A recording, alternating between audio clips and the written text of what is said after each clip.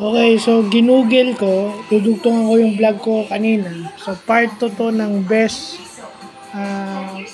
point guard in NBA history, part 2. So na-research ko yung career scoring average ni Magic Johnson at saka ni Magic Johnson. Si John Stockton 13.1 points per game. Si Magic Johnson is 19.5 points per game. So hindi sila umi-score ng mahigit 20. Si Steph Curry naging scoring champion yun. Si Steph Curry umi-score ng 30. Pinakamababa na ni Steph Curry yung 25 to 26 points per game. Ang scoring level ni Curry is parang scoring level ni Kobe, James Harden, ni MJ, pati ni Tracy McGrady, tsaka ni Allen Iverson, and even si Kevin Durant. Ganong katindi umiscore si Steph Curry, kaya mahirap siya i-consider as point guard. Diba?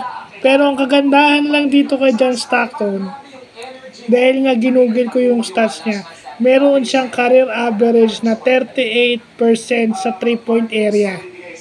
So, syempre, as point guard, as last option, dapat meron kang accuracy sa 3 points. Kasi ikaw yung, hawak mo yung bola, ikaw yung titira. So, dapat may accurate na tira ka. At evident yon nung tinalo ng Utah Jazz yung Houston Rockets sa 1997 playoffs, Western Conference Finals. No? Tinalo nila yung Houston, buzzer beater ni John Stockton, 3-point shot. Di ba? Ang ine-expect tumira nun is si Jeff Hornacek, pero si John Stockton yung tumira. So, yun yung definition ng point guard. Hindi ka umi-score ng higit 20. Pag sinabi mo kasing point guard, you got to look at yung traditional definition ng point guard, hindi yung modern definition ng point guard. Si Damian Lillard nga, it's not a point guard. It's a combo guard si Damian Lillard. Kasi inilalagay doon sa perspective on today's game na dahil sila ay nagdadala ng bola, sila ay nagbababa ng bola, nag-i-initiate ng offense, point guard. But traditionally, no. You got to look by definition, ano yung definition ng point guard. Ano yung role niya para makonsider mong siya yung magaling na point guard. Hindi nyo dapat sinasamahan ng modern definition. Dapat yung traditional definition kasi point guard.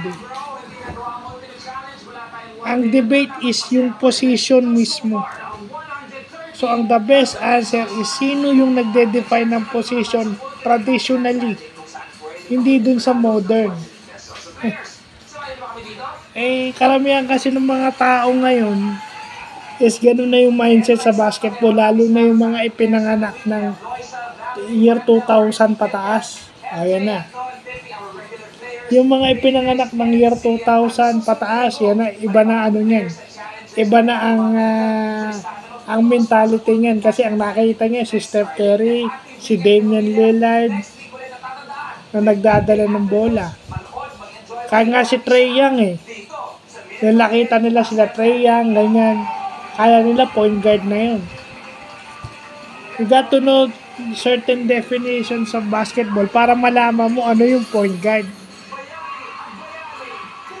Kasi ngayon wala nang positionless na yan. So karamihan ng nagdadala ng bola, combo guard na.